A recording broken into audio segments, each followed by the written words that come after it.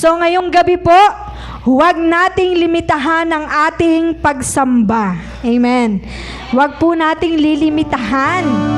Kung ang Diyos ay naging mabuti sa iyong buhay, ngayong isang buong linggo o ng isang buong buwan, maging ng isang buong taon, kung iniligtas ka niya, kung patuloy kang binibigyan ng pag-asa, karapat-dapat lamang po natin siyang bigyan ng mataas na papuri, pagsamba at pagdakila. Amen! Hallelujah! Kaya church, tayong lahat ihanda ang ating mga sarili, ang ating mga kamay, ang ating mga paa upang sumayaw at pumalakpak para sa ating Diyos na buhay. Amen! Hallelujah!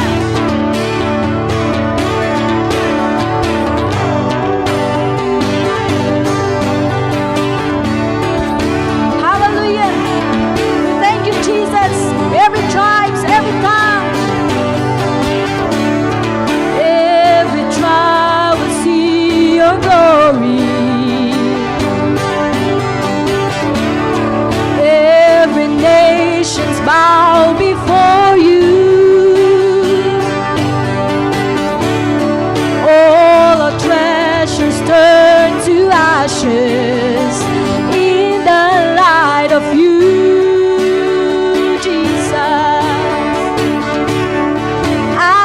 Singing holy is the Lord Almighty. Only you are worthy, worthy of it all.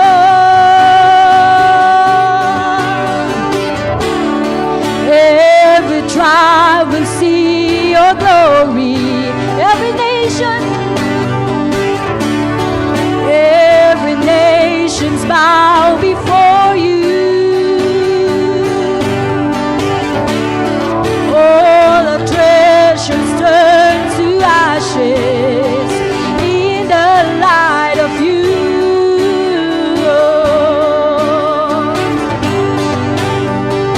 As we're singing, holy is the Lord Almighty. Only you are worthy, worthy of it all. Praise and glory, honor and strength unto our God, unto our God. Your matchless, endless love unrestrained. This is our God. Every tribe sing praise and glory, honor and strength unto our God, unto our God. Your matchless, endless love unrestrained. This is our God. Every tribe sing, ayo, ayo, ayo, ah. Ayo, ayo, ayo, ah.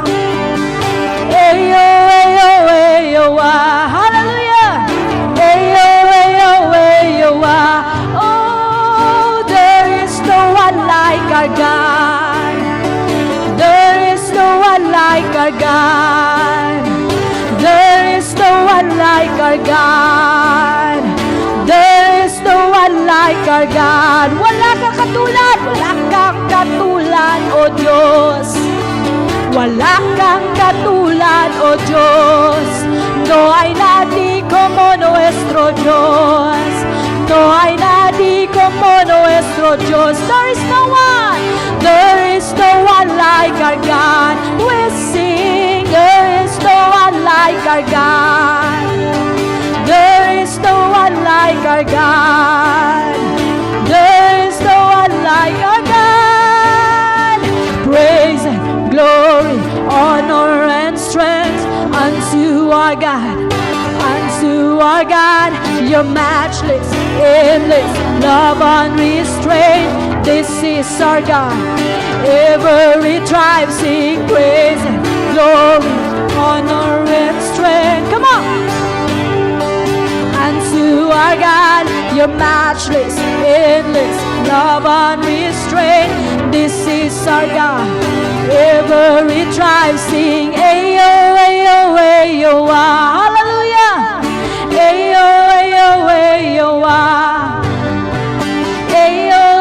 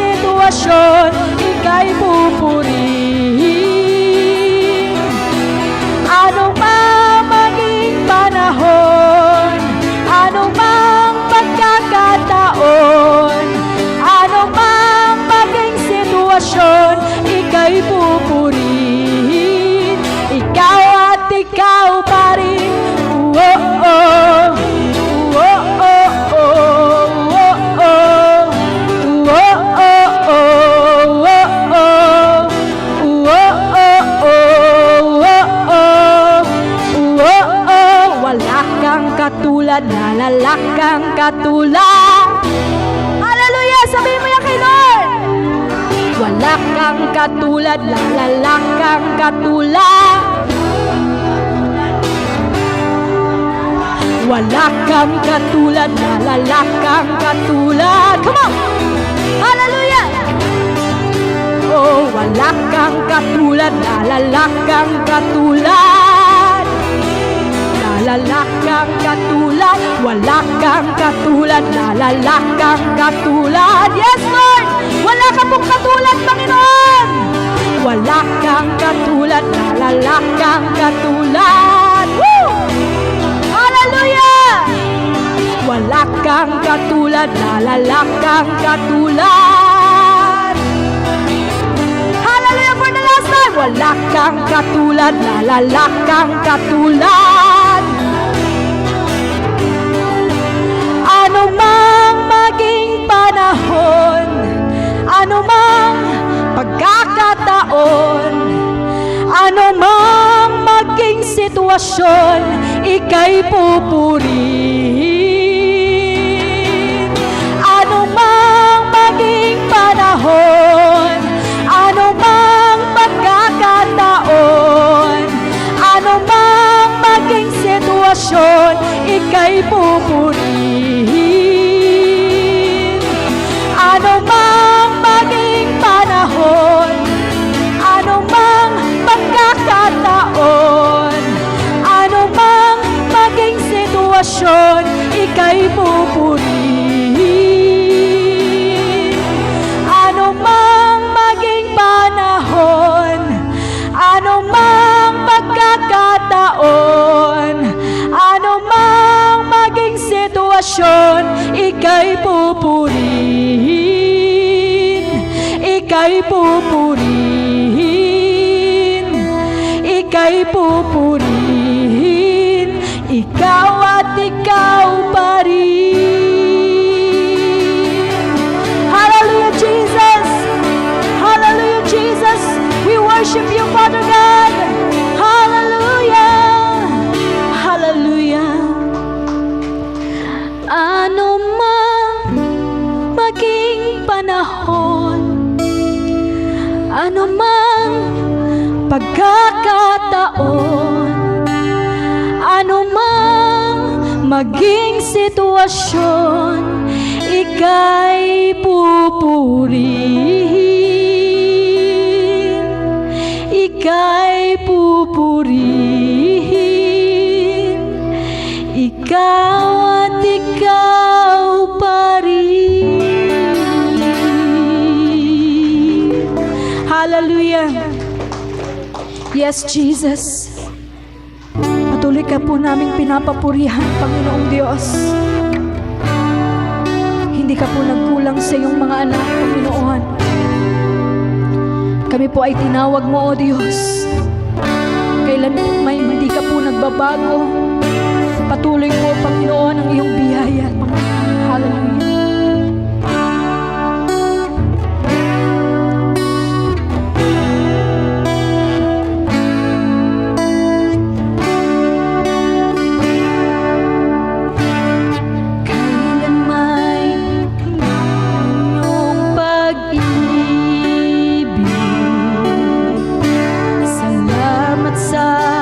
Pagyakap mo, Ama. Ang presensya mo, ang ninanais ko. Ang puso ko ay para lang sa'yo. Minsan pa, salamat sa dakila mong pag-ibig. Salamat sa pagyakap mo, Ama. Ang presensya mo, ang ninanais ko. Ang puso ko ay para lang sa'yo. Nararanasan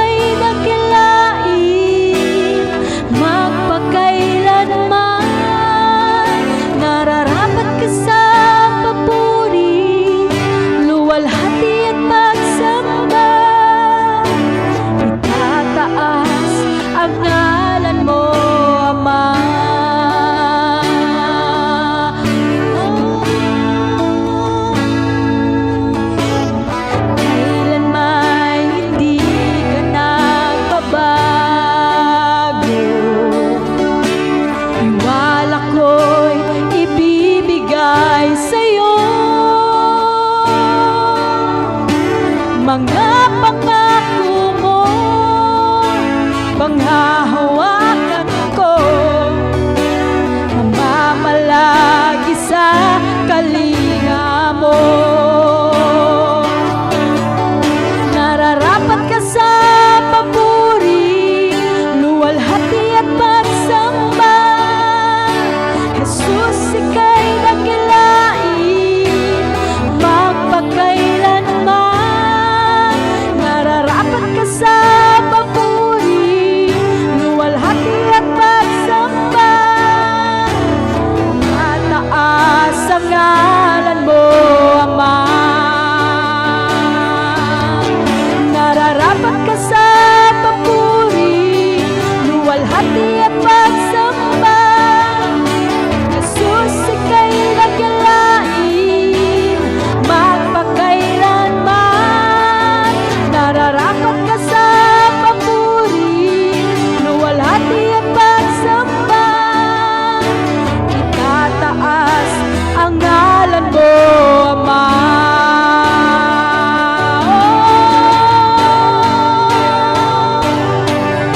Ang iyong nilikha'y luluhod sa iyo. Itataas ang ngalan mo. Bawat labi ay magpupuri. Jesus, dakila ka. Ang iyong nilikha, kami ang likha'y lumuluhod sa iyo. Tinataas ang ngalan mo. Bawat lahi ay magsasabi, Jesus, dakila ka. Pupurihin ka sa awit, itataas ang aming tinig, itatanghal sa buhay ko'y tanging ikaw, O Diyos.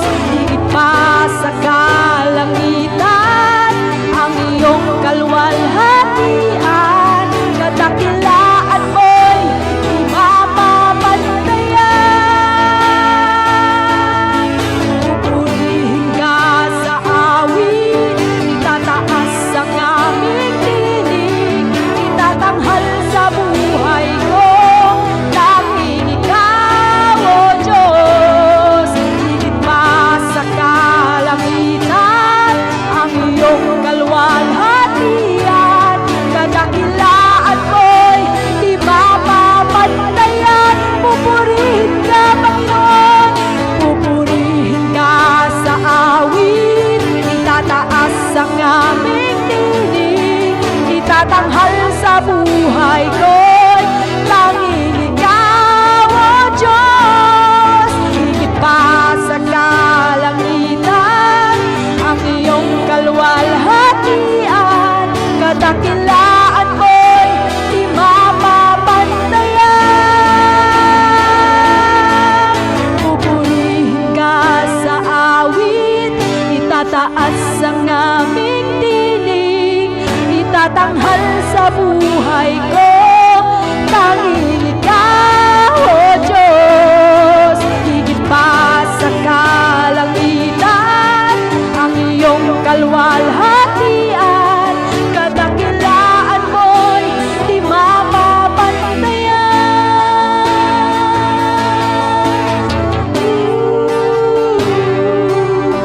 Oh, Jesus.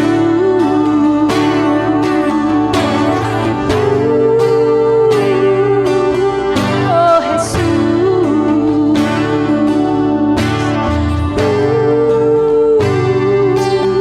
Oh, Jesus.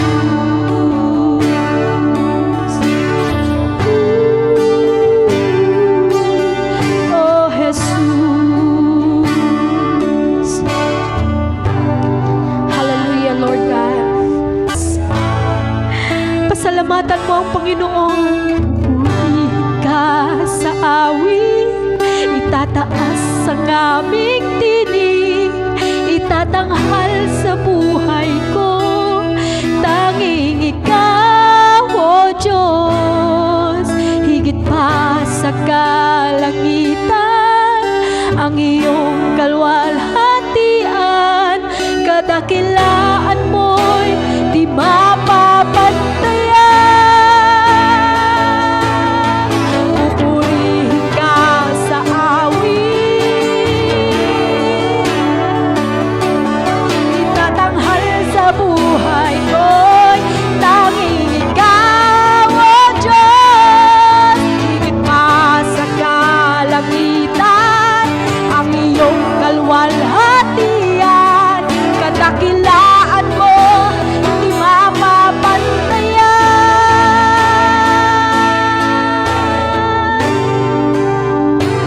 Oh, Jesus.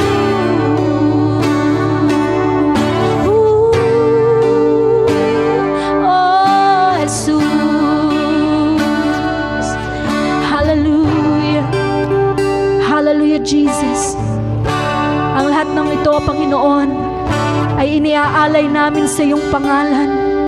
Iniaalay namin sa iyong paanan, Panginoon. Iniluluhod namin sa iyo, O Diyos, ang lahat ng aming pagsamba, pagdakila. Hallelujah. We glorify your name. We magnify you, O God. We adore you, Jesus. In Jesus' mighty name we pray. Amen and amen. To God be all the glory. Hallelujah. So, tayo po ay dadako sa bagong series natin na ang tema po ay Beyond the Wall. Pakisabi nga po, Beyond the Wall. Ibig sabihin, hindi lang tayo nalilimitahan ng apat na haligi nitong ating bahay-sambahan. Kailangan lumabas tayo sa pader para tayo ay magbahagi ng salita ng Diyos. So ang topic natin the whole month is about Beyond the Wall. It's about Mission Month po natin ngayon. So pag-uusapan natin yung salt and light of the world. Alam niyo po ba na tayo ay tinawag bilang asin at ilaw ng sanlibutan ito? Yan yung topic natin mamaya. And next week, pag-usapan natin yung mission ni Jesus, dapat mission din natin. His mission, my mission. And then the third week, pag-usapan natin na dapat po ikalat yung mabuting balita. We need to spread the good news. And finally, sa closing ng ating series, pag-uusapan natin yung reach out the unreached. Abutin natin yung mga taong hindi pa po nakakilala o nakakarinig ng mabuting balita. Amen? Excited ba kayo sa series natin ngayon? Pakitingnan niyang katabi kung excited yan. Nagpahinga yan last week. So ngayong hapon na ito, ngayong gabing ito, basahin natin ng sabay-sabay ang text natin. Matatagpuan sa Matthew chapter 5 verse 13 to 16. Basahin natin ng sabay-sabay. Ang sabi ng Bible, "You are the salt of the earth, but if the salt has become tasteless, how can it be made salty again? It is no longer good for anything except to be thrown up and trampled underfoot by men." Next verse, ang sabi dyan, "You are the light of the world. A city set on a hill cannot be hidden, nor does anyone light a lamp and put it under a basket, but on the lampstand, and it gives light to all who are in the house." Last verse, "Let your light shine before men in such a way that they may see your good works and glorify your Father who is in heaven." Sandali tayong yumuko, pumikit at manalangin. Our dear Heavenly Father, Lord, salamat sa araw na ito na kami po ay binigyan mo ng pagkakataon at pribilehiyo na sambahin ka at pasalamatan. Salamat, Lord, sa pagkakataong ito na kami po ay makakapakinig ng iyong salita. Palakasin mo nga po kami sa pamamagitan ng iyong salita at maisakatuparan namin ang pinapagawa mo sa bawat isa. Ito po ang aming panalangin sa pangalan ng Panginoong Hesus. Amen and amen. Palakpakan nga natin ang Panginoon para bigyan po ng summary o ng buod yung text na binasa natin. Dalawang talata, dalawang sentence yung sinabi ni Jesus. Ang sabi po niya, "You are the salt of the earth." Sabihin mo nga po sa sarili mo, "I am the salt of the earth." Pangalawa, ang sabi niya, you are the light of the world. Pakisabi nga po, you are the light of the world. Dalawang bagay ang sinabi ni Jesus. Una, you are the salt of the earth and you are the light of the world. Nasusundan natin. Kaya ang title po ng pag-uusapan natin sa gabing ito, wala pong iba kundi Be the Salt and Light of the World. Minsan pa sabihin nga natin, Be the salt and light of the world. Maging asin ka at ilaw ka dito sa sanlibutan. Sabi po dun sa binasa natin, kung babalikan natin ang sabi ni Jesus, you are the salt of the earth and you are the light of the world. Tingnan natin yung talata, yung sentence. Ang ginamit niya dyan, you, plural, ikaw. Ikaw. O, pakitingnan yung likod. Sabihin mo, ikaw. Magsisimula po yan sa'yo, sa sarili mo, at sa pamilya mo. And ang sabi ng Bible, we are the salt of the earth and we are the light of the world. Yung Greek word, original language ng Bible, binigyang emphasis po niya, binigyang diin niya yung salitang you, ikaw. Ikaw po yun. At itong talata na ito po ay bahagi ng isa sa pinakakilalang pangangaral ng Panginoong Hesus. Alam niyo po ba yung Sermon on the Mount? Yan po yung preaching ni Jesus doon sa Sermon on the Mount, kung saan ina-address ni Jesus yung mga alagad. Ang sabi niya, you are the salt of the earth and you are the light of the world. Ang tanong, ano po ba ang ibig sabihin ng salt and light? Unahin natin una yung salt. Ano ba yung gamit ng asin? Alam niyo po ba yung asin, gamit po yan bilang preservatives. Pampalasa. Tama? Pag nagluluto kayo, pag walang asin, di ba matabang? Walang lasa. Ang gamit din po ng asin, kung di nyo po alam, ito po ay antiseptic. Yan po ay gamit na gamot. Tama? Di ba yung mga masasakit ang ipin? Diba, anong ginagawa? Nilalagyan ng asin, yung may singaw.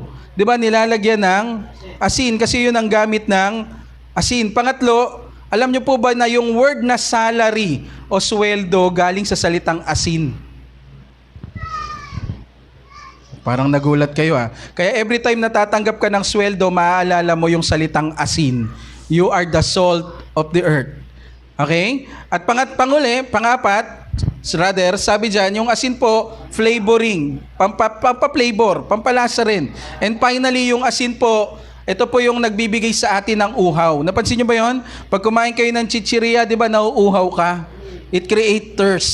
Yan po yung gamit ng asin. Pero alam nyo po ba, nung panahon ni Jesus, yung asin po is crucial for survival. Nung panahon ni Jesus. Bakit po? Kasi pag walang asin, mabubulok po yung karne. Kasi nung panahon ni Jesus, wala pa pong refrigerator. Nagkakaintindihan tayo? Kaya, kailangan ng asin. Hello? May kausap pa ba tayo dyan? In the same manner, in the same way, dito sa sanlibutan, kailangan po ng asin. Kasi kung wala ang asin, mabubulok ang sanlibutan. Dahil ang mundong ito ay pasira ng pasira, pasama ng pasama, pabulok ng pabulok, at kailangan ng asin. Ikaw po iyon. Pakitingnan yung katabi mo, ikaw yung tinatawag na asin. So wag natin sisihin kung bakit po nabulok ang karne, kung bakit naging masama ang sanlibutan. Tanungin natin, nasaan ang asin? Where is the salt? Tingnan sabi ng Bible, Colossians chapter 4 verse 6, let your conversation be always full of grace. Ano sabi niya? Seasoned with salt, so that you may know how to answer everyone. Anong sabi dito sa salitang ito? Pinaalala sa atin sa Colossians chapter 4 verse 6 na dapat daw pag magsasalita tayo para tayong asin. Ano yun? Yung lumalabas sa atin, dapat makapagpapalapit sa tao sa ating Panginoong Hesukristo. Nasusundan natin. Dapat pag tayo ay nagre-respond, tumutugon sa mga conversation, dapat napapalapit natin ang tao sa ating Panginoong Hesukristo. Bakit? Ulitin ko itong mundong ito, pabulok na ng pabulok. Tingnan natin at hanapin kung nasaan ang asin. At kayo bilang mga Kristiyano, ikaw po yung asin. Dapat nakakaapekto ka sa mga taong nakapaligid sa iyo. Ang sabi ng Panginoong Hesukristo sa kanyang mga alagad, you and you alone are the salt of the earth. Alam nyo, sinabi ni Jesus, kung ano mangyayari pag yung asin nawala na ng lasa, nawalan ng alat, alam nyo yung asin wala ng pakinabang. Parang malungkot kayo dyan. Alam nyo ba yung asin, yan po yung stable compound. But ang tanong, kailan ba nawawalan ng lasa yung asin? Kailan ba nawawalan ng alat yung asin? Kapag ito po ay nakontaminate, na haluan. In the same manner, bilang tayo ay mga Kristiyano, tingin kayo lahat sa akin, nawawalan ang alat mo because you are contaminated by sin and compromise. Sundan natin? Pag tayo ay nagkokompromiso o nananatili sa kasalanan, yung effectiveness natin para ibahagi ang Panginoong Hesukristo sa iba ay nawawala na. Nagkakaintindihan tayo. At bilang mga Kristiyano, dapat natin itong malaman. Dapat tayo manatiling maalat at maging kagaya ng Panginoong Hesukristo. Pakitingnan niyang katabi mo, tapikin mo, kalabitin mo, tikman mo kung maalat. Joke lang. Sabi doon sa Bible, tingnan nyo Matthew 5:13, but if the salt loses its saltiness, pag nawalan ng alat ang asin, how can it be made salty again? Paano daw yan magiging maalat uli? Sabi ng Bible, it is no longer good for anything. Hindi na yan mapapakinabangan. So anong gagawin sa kanya? Itatapon at aapak-apakan lang. Pinapaalala sa atin ng talatang ito na dapat maging kagamit-gamit tayo. Dapat ikaw ay nagfa-function ayon sa purpose na ibinigay sa iyo ng Diyos. 1 Peter chapter 3 verse 1 and 2, ang sabi ng Bible, kayo namang mga babae, ito another example po kung paano tayo magiging salt sa sanlibutan. Ang sabi ng Bible, kayo namang mga babae, ano sabi niya? Pasakop kayo sa inyong asawa. Sa gayon, kung meron sa kanila na hindi pa naniniwala sa salita ng Diyos, mahihikayat din silang sumampalataya dahil sa inyong magandang asal. Kahit hindi na kayo, ano sabi? Magpaliwanag pa sa kanila, sapat nang makita nila ang inyong makadiyos at malinis na pamumuhay. Yan po ay instruction ni Pedro sa mga Kristiyano. Kapag ang asawa nila ay hindi pa mananampalataya o hindi pa nakakilala sa Lord, ang sabi ng Bible, di ba? Ayusin nyo yung ugali ninyo, mga babae. Pasakop kayo sa mga asawa ninyo. Bakit? Kasi sa pamamagitan niyan, baka mahikayat nyo sila kahit hindi na kayo magpaliwanag. Yung kilos pa lang natin, yung action pa lang natin, nadadala na natin yung tao sa Panginoon. Hindi lang yan para sa babae, para rin po yan sa mga lalaki. Ito dapat yung ating ginagawa. Dapat maging asin ka ng sanlibutan. Kailangan magtayo tayo ng relasyon sa ibang tao. Kailangan connect tayo sa ibang tao. Tingin lahat sa akin, para ang asin po ay maging kagamit-gamit, ano pong ginagawa sa asin? Dapat po yang ikalat. Ang alat ay dapat ikalat. So yung karne, para po yan ma-preserve, kailangan yung asin kakalatan ng. Gayon din naman, kayong mga Kristiyano, kayo yung alat, kayo yung salt, kailangan kayong kumalat. Kailangan kayong ikalat at magkonekta sa ibang tao, makipagkaroon ng relasyon. Bakit ko po ito sinasabi? Kasi maraming mga Kristiyano po, naging Christian na sila, nawalan na sila ng kaibigan. Diba? Kung kailan naging Kristiyano sila, naging isolated sila, na parang ayaw nilang sumama sa ibang kasama nila dahil unholy yan, hindi yan Kristiyano, di ba? Umiinom yan. Hindi po ganon. Hindi po ganon. Meron namang iba, sumasama sa ibang tao, pero sila naman yung nadadala. Dapat, sumama ka at ikaw yung mag-impluwensya sa kanila. Naintindihan natin? Tingin kayo lahat sa akin. Lahat tayo rito, naniniwala ako, tayong lahat dito ay influencer. Pakilingon muna sandali, yung nasa harap at nasa likod. Yan. Influencer yan. Lahat tayo na naririto, tayo ay influencer. Ang tanong, anong klaseng influencer ka ba? Are you bad influence or are you good influence? Masamang impluwensya ka ba o mabuti kang impluwensya? Pero ang sabi ng Bible, dapat maging mabuti tayong impluwensya. Dapat dalihin natin itong mga taong ito sa Panginoong Hesukristo. At hindi mo yan magagawa kung isolated ka lang, kung mag-isa ka lang. Kailangan kumonekta ka sa tao, makipagrelasyon ka sa ibang tao. May kausap pa ako dyan?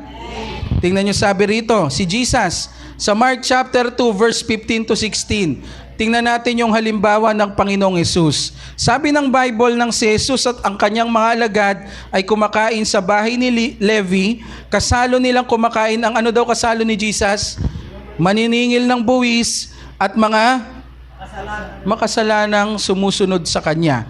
Pag sinabi pong makasalanan sa Bible, pag isinulat ka o na-label ka na makasalanan, hindi ka po yung nagnakaw lang ng piso.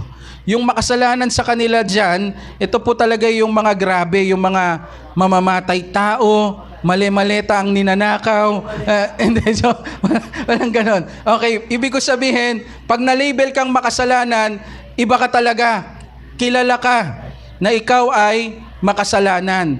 Kumbaga nasa most wanted list ka. And si Jesus, ito yung kanyang mga kasama.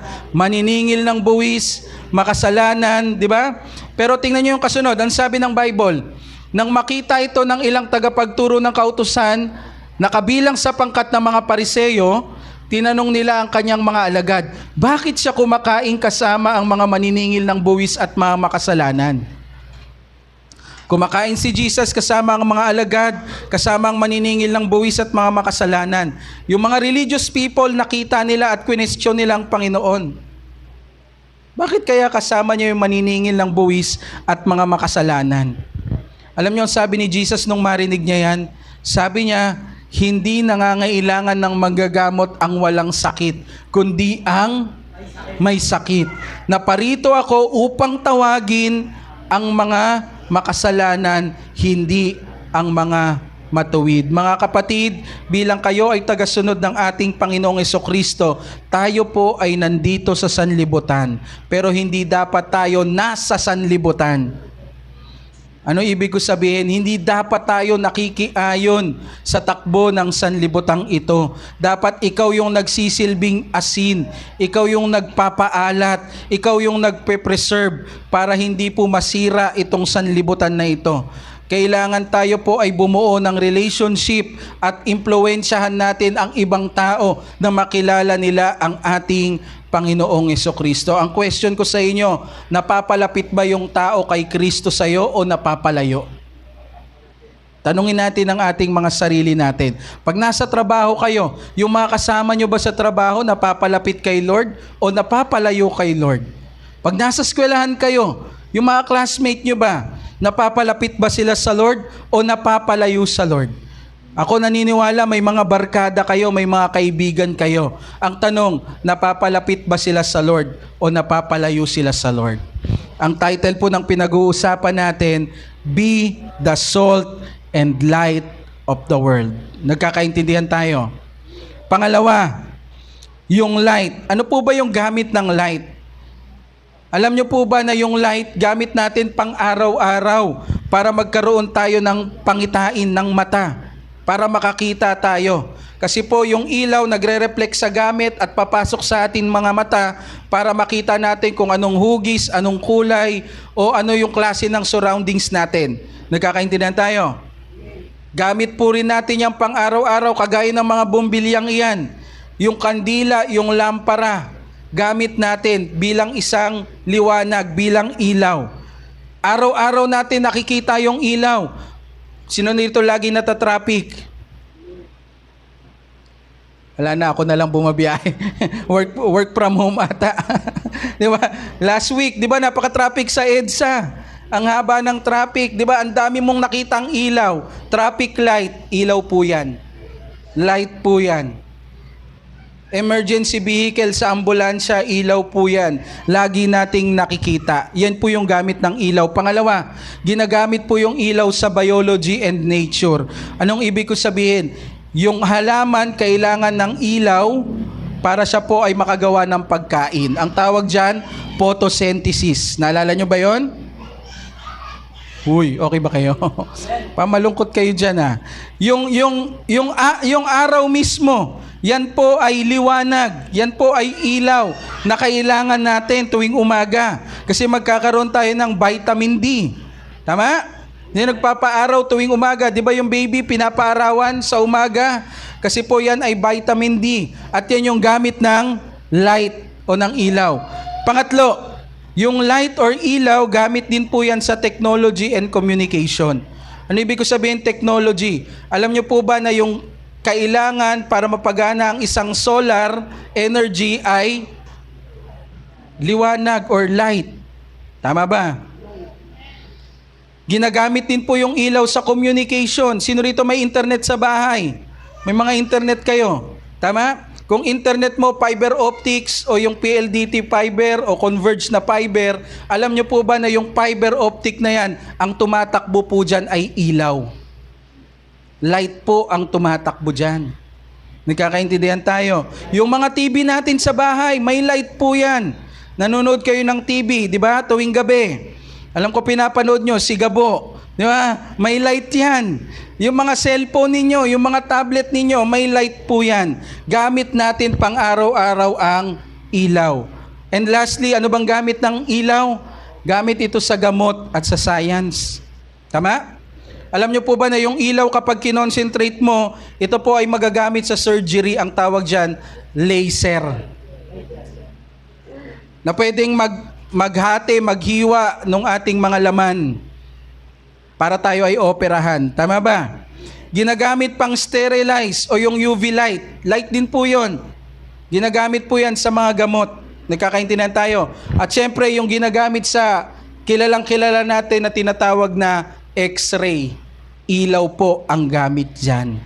Napaka-importante po ng ilaw. Kaya sabi ni Jesus sa John chapter 8 verse 12, when Jesus spoke again to the people, He said, anong sabi niya? I am the light of the world. Sabi ni Jesus, ako ang ilaw ng sanlibutan. Whoever follows me will never walk in darkness, but will have light of life. Ang lahat po ng sumusunod sa Kanya ay hindi nalalakad sa kadiliman, kundi magkakaroon na po ng kaliwanagan.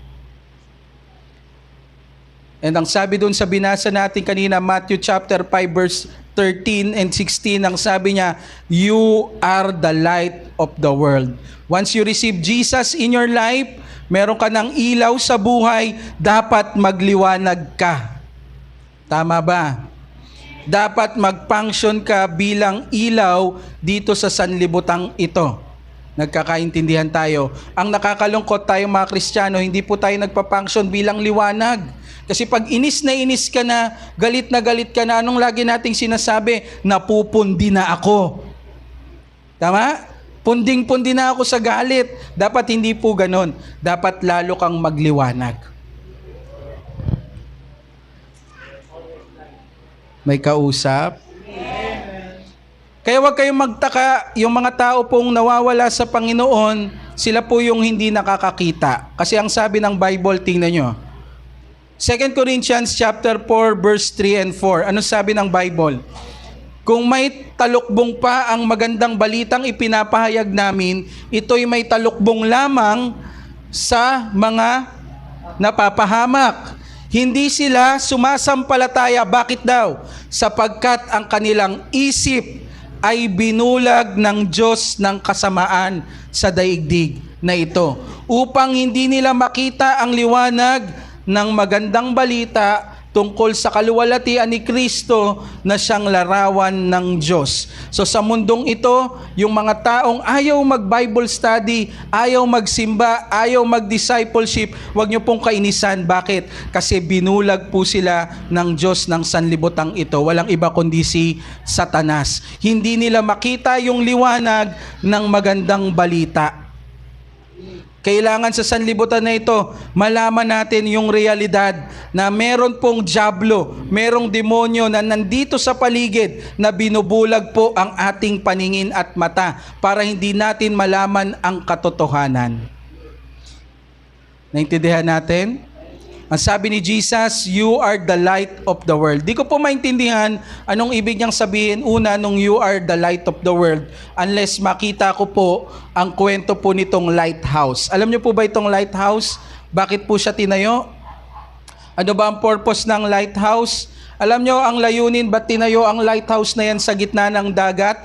Kasi po may mga dagat na ito pong kanilang lupa pag high tide nawawala. Hindi po yan nakikita. Natatabunan po yan ng tubig.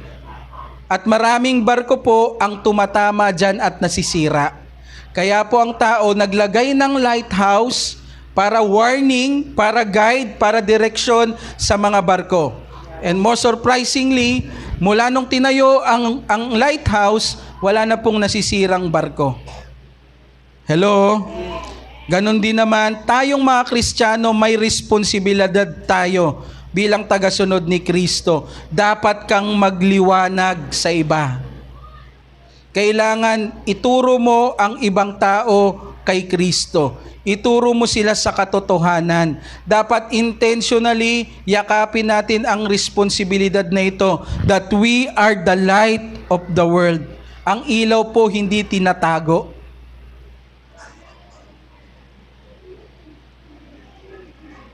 Tama ba? Pag nag-brand out, anong ginagawa natin? Nagbubukas ng kandila. Yung kandilang binuksan mo, saan mo nilalagay yon? Tinatago mo ba sa kahon?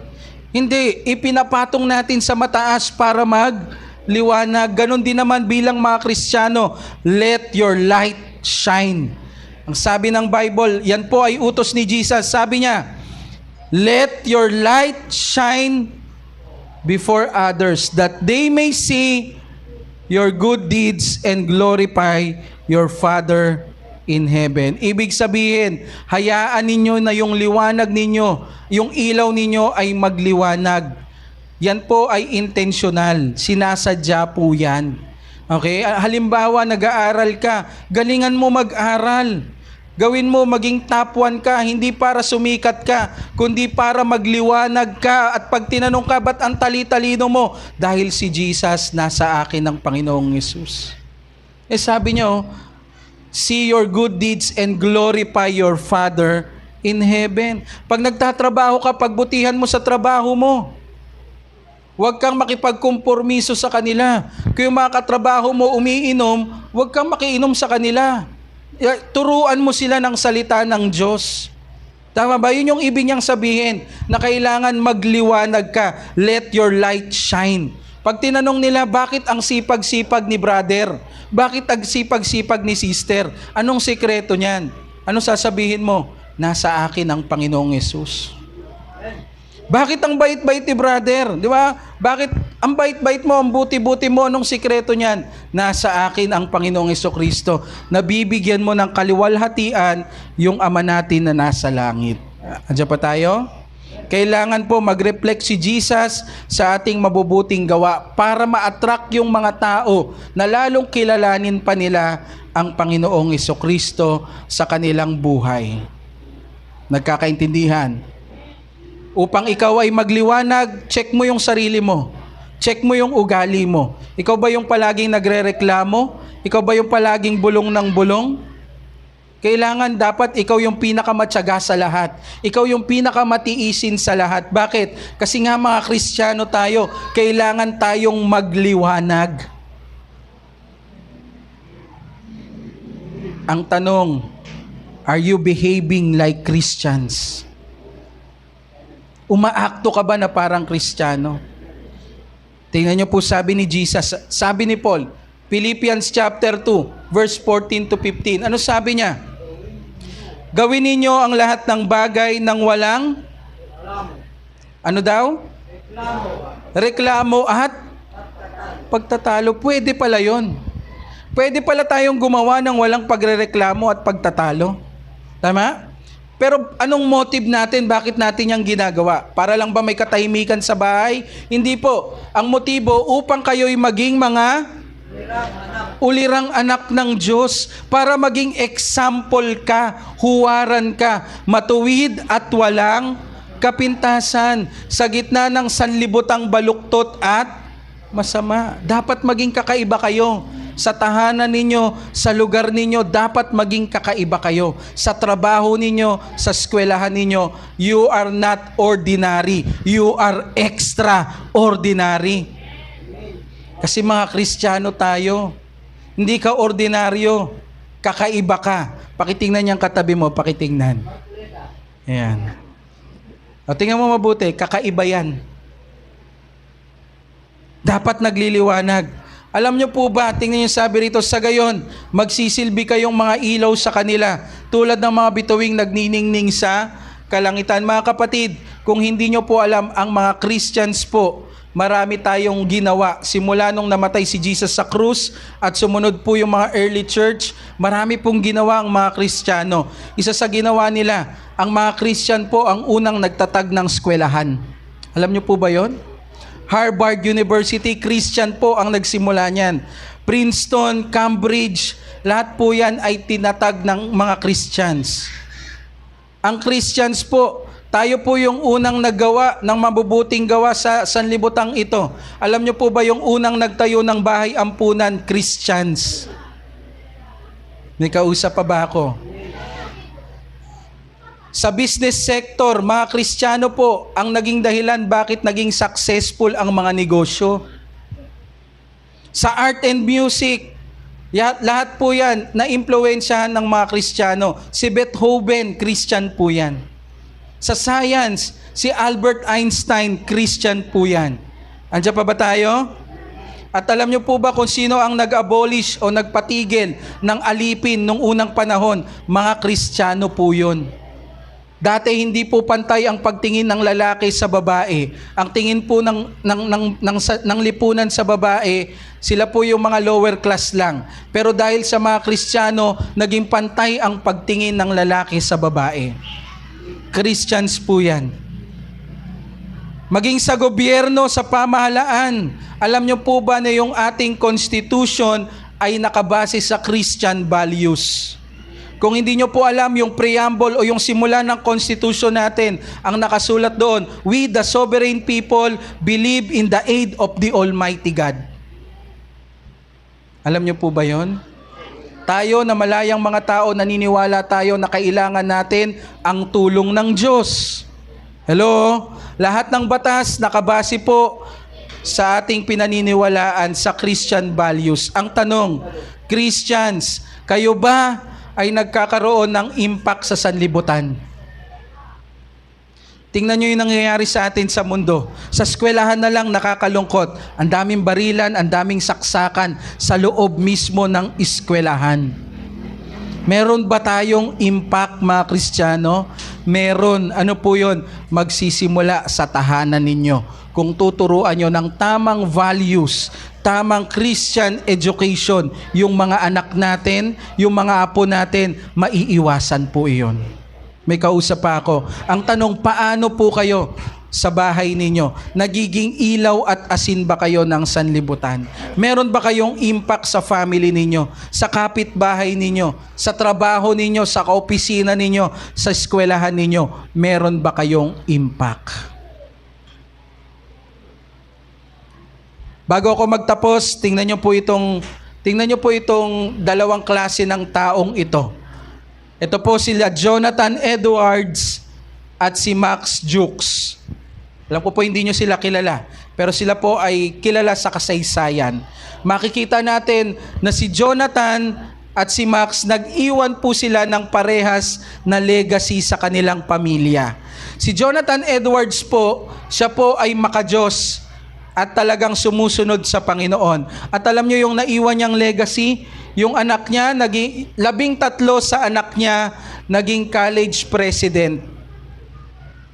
Intindihan natin? Mga kaninununuan na po niya yan. 65, naging college professor. 75, naging sundalo. 75 sa kanyang ninuno, naging sundalo. 80 sa kanyang kaninunuan, naging public servant. 60, naging manunulat, naging author. 60, naging doktor. 30, naging hukom o judge. 100, naging pastor. 100, naging abogado. 3 sa kanyang descendant, naging US senators. At 1 vice president.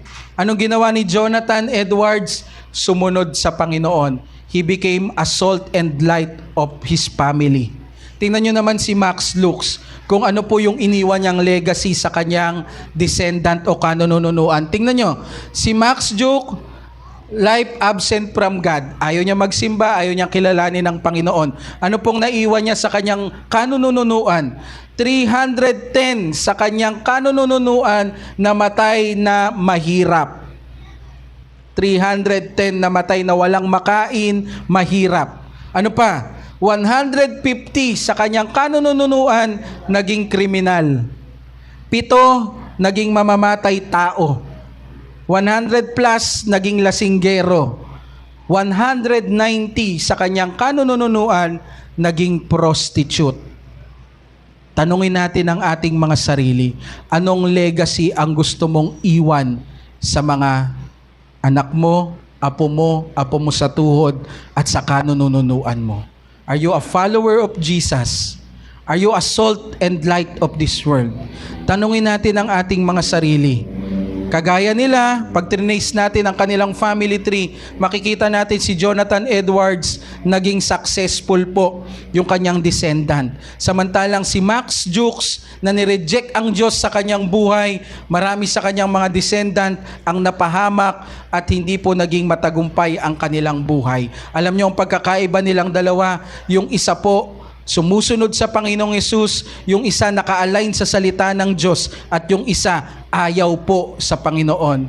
Ang tanong, you can impact your family, you can impact your next generation toward Jesus. Tayo pong lahat ay impluwensyahan natin ang ating mga kanununuan, maging ilaw at asin ka ng sanlibutan na ito. Amen. Lastly, ang sabi rito, the next generation is not the church of tomorrow. They are the church of today.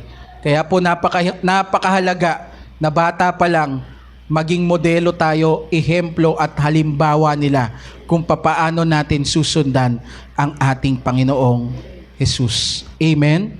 I pray na ang bawat isa na naririto sa atin, nagiging magandang halimbawa sa kanilang pamilya. Na hindi po naririnig ng mga anak natin na lagi na lang nagmumurahan, lagi na lang nag-aaway. Ang naririnig ng anak natin kung papaano natin sinasamba ang Diyos sa kabila ng may malaki tayong problema.